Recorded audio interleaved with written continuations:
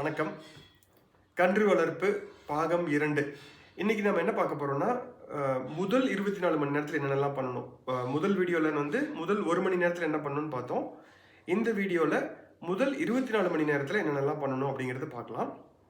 அடுத்த வீடியோவில் முதல் வாரத்தில் என்னென்னலாம் பண்ணணும் அப்படிங்கிறத பற்றி பார்க்கலாம். இந்த வீடியோவை முழுமையாக பாருங்கள். ஃபஸ்ட் டைம் இந்த வீடியோக்கு என்னோட சேனலுக்கு வந்திருந்தீங்க அப்படின்னா ஜஸ்ட் ஒரு சப்ஸ்கிரிப்ஷன் இன்க்ரீஸ் பண்ணி விட்டுருங்க. ஸோ இது வந்து அடுத்தடுத்த வீடியோ போடுறதுக்கு எனக்கு ஒரு மோட்டிவேஷனாக இருக்கும்.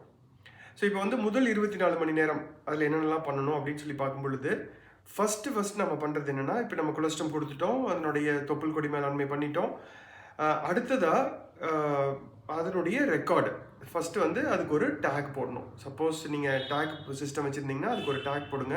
ஏதோ ஒரு ஐடென்டிஃபிகேஷன் மார்க். இப்போ நீங்கள் 2 மாடு 3 மாடு தான் வச்சுருக்கீங்கன்னா உங்களுக்கு அடையாளம் தெரியும். இருந்தாலும் அதுக்கு ஒரு பேரை வச்சுட்டு அந்த பேர் வச்சுட்டு ஏதோ ஒரு அடையாளம், கருப்பு, வெள்ளை, செவலை அந்த மாதிரி ஏதோ ஒரு கலர் கொடுக்குறதோ இல்லை நேம் கொடுக்குறதோ கொடுத்துட்டு அது எந்த சிமனுக்கு பிறந்தது, அதனுடைய அம்மாவுடைய பெயர் அல்லது அம்மாவுடைய நம்பர், இது ஏதாவது டீட்டெயில் வச்சுருந்தீங்கன்னா அதை வந்து ஒரு நோட் புக்கில் எழுதி வச்சுருங்க. இதை தவிர அதனுடைய வெயிட், அதனுடைய பாடி வெயிட் மெஷர் பண்ணிவிட்டு அதனுடைய உடல் எடையை மெஷர் பண்ணி அதை வந்து ஒரு இடத்துல குறித்து வச்சுருந்தது. இந்த கன்றுக்குட்டிக்கு எவ்வளோ குவான்டிட்டி நீங்கள் கொலஸ்ட்ரம் கொடுத்தீங்க, அதாவது முதல் மணி நேரத்தில் எவ்வளோ கொலஸ்ட்ரம் கொடுத்துருக்கீங்க, அதனோட உடல் எடைக்கு தகுந்த மாதிரி, அதாவது 10% உடல் எடையுடைய 10% வந்து நம்ம முதல் நாளில் வந்து அதுக்கு கொலஸ்ட்ரம் கொடுக்கணும்.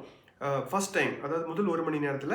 இப்போ 3 லிட்டர் கொடுக்க வேண்டியதுன்னா 3 லிட்டர் உங்களால் கொடுத்துருக்க முடியாது. ஒரு 1.5 லிட்டர் தான் கொடுத்துருந்தீங்க அப்படின்னா 3 லிட்டர் கொடுக்க வேண்டியது 1.5 லிட்டர் கொடுத்துருக்கோம் அப்படிங்கிறத வச்சுட்டு 1 மணி நேரத்தில் என்ன கொடுத்தீங்க அப்படிங்கிறத எழுதிடுங்க. இது வந்து முதல்ல பண்ண வேண்டியது. ஐடென்டிஃபிகேஷன் மார்க், கொலஸ்ட்ரம், அதனுடைய அம்மா அப்பா பெயர், அந்த டேக் நம்பர், அதுக்கு அடுத்தது என்னுடைய பாடி வெயிட். இந்த டீட்டெயில்ஸ் எல்லாம் கண்டிப்பாக நீங்கள் மெஷர் பண்ணி வச்சுருங்க. இது வந்து நம்பர் 1. நம்பர் 2, கொலஸ்ட்ரம் ஒரு நாளைக்கு இப்போ 3 லிட்டர் கொடுக்க வேண்டியது இருந்தது. முதல் 1 மணி நேரத்தில் ஒரு 1.5 லிட்டர் நீங்கள் கொடுத்துட்டீங்க. இன்னும் 1.5 லிட்டர் வந்து அடுத்த 24 மணி நேரத்துக்குள்ளே கொடுக்கணும். அடுத்தது ஒரு 3 மணி நேரம் கழித்து ஒரு 1/2 லிட்டர், எவ்வளோ குடிக்குதோ அந்த அளவு. இன்னொரு 3 மணி நேரம் கழித்து இன்னொரு 1/2 லிட்டர். அந்த பிரேக் கொடுத்து அந்த கொலஸ்ட்ரம் ஒரு நாளைக்கு தேவையான அளவு வந்து 24 மணி நேரத்துக்குள்ளே கொடுக்குற மாதிரி பார்த்துருங்க. அடுத்தது இது வந்து ஆக்சுவலாக பெரிய பண்ணைகள்லாம் என்ன பண்ணுவாங்கன்னா டியூப் போட்டு உள்ளே தள்ளி விட்டுருவாங்க. ஆனால் நம்ம ஊர்லலாம் அந்த டியூப் போட்டு கொலஸ்ட்ரம் கொடுக்குற அளவு நமக்கு ப்ராக்டிஸ் ஃபார்ம் லெவலில் பண்ணுறது கொஞ்சம் டஃப்பாக இருக்கும். அதனால் நீங்கள் அந்த மாதிரி ப்ராக்டிஸ் பார்க்க தேவையில்லை. ஜஸ்ட் பாட்டிலில் போட்டு கொடுத்துடலாம். இல்லை வந்து ஜஸ்ட் டைரெக்டாக மடியிலிருந்து குடிக்கிற மாதிரி அரேஞ்ச் பண்ணிக்கலாம். இது வந்து நம்ம 2வதாக பார்க்க வேண்டிய மிக முக்கியமான செயல். அடுத்தது அதனுடைய தொப்புள் கொடி. நீங்கள் வந்து ஒரு 4 மணி நேரம் 5 மணி நேரத்துக்கு ஒரு தடவை அந்த தொப்புள் கொடி வந்து கரெக்டாக இருக்குது, ஏதாவது ஸ்வெல்லிங் இருக்கா, ஏதாவது பிளட் ஏதாவது வெளியில் வருதா, இல்லை காக்கா ஏதாவது வந்து கொத்திருச்சா, இந்த மாதிரி இது வந்து கண்டிப்பாக பார்த்துருங்க.